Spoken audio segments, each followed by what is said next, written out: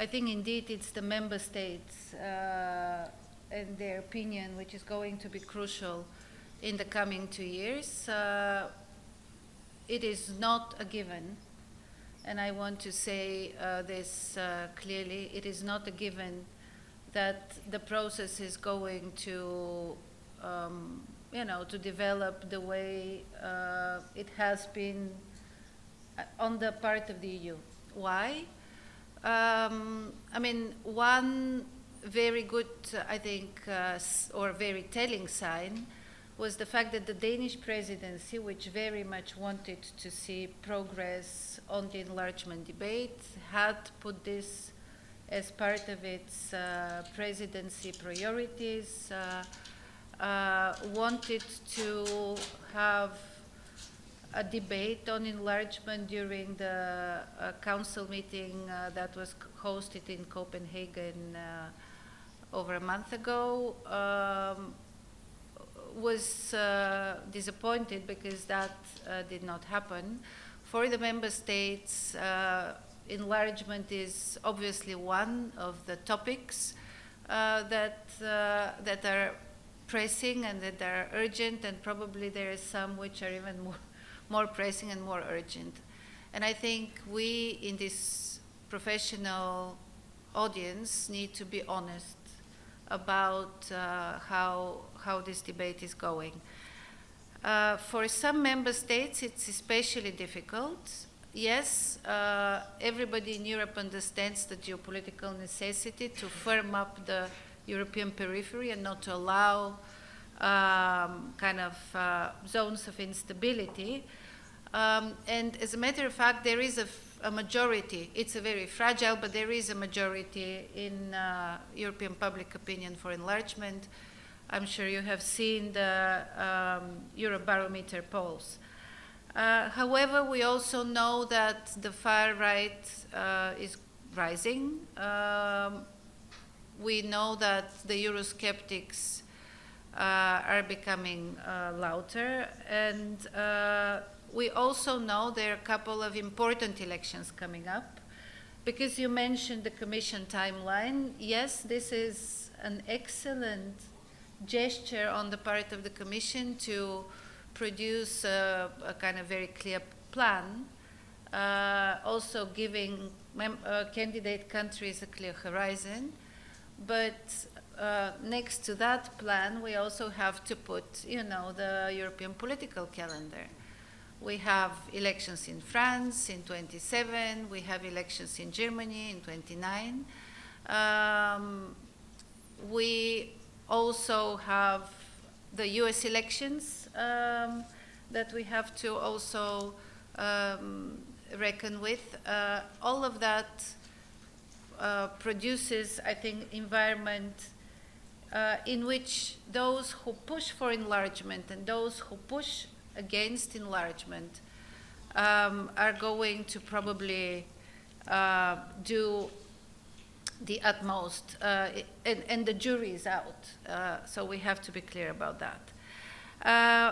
There are other divisions in the EU as well. We have the Friends of Western Balkans and the Friends of the Eastern Enlargement. Those two groups for now work together, but this is not a given either. And the moment one group feels that their so-called region has not been taken care of, may impede the movement of the other. I am well aware that obviously the merit-based approach is common for all of them, but we have to take into account these sensitivities. Then we have, of course, the QMV discussion, and I'm not going to bore you with that because this is really a debate which is a bit of a catch-22. We do not know how to start it in order to be able to progress in it. But indeed, I think this is one of the issues that will need to have some sort of resolution sooner rather than later. So my bottom line is that in this environment, although many here probably are critical of the idea of limited voting rights, of transition periods and so on and so forth, even of gradual integration, because it's a little bit of a construct that everybody can interpret their own way. So unless there is a clear gradual integration set of measures by the Commission, it is going to be more of an issue of interpretation. So people are kind of critical and worried that the gradual integration may become a long train to nowhere. Yet, I would still think at this point that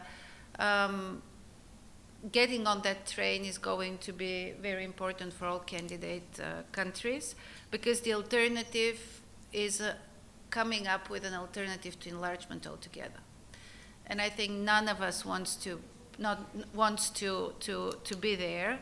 None of us wants to discuss alternatives to a process which has proved to be so transformative for so many countries and which is so key to the region.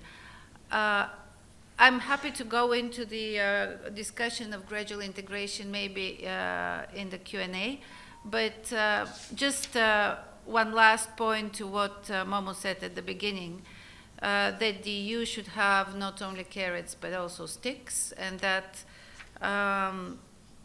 playing with stabilocracies in the region should not be kind of a feature of EU's presence here.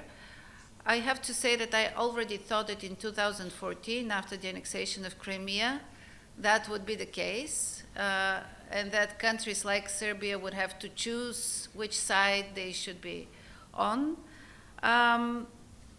It didn't happen then, but it's happening now.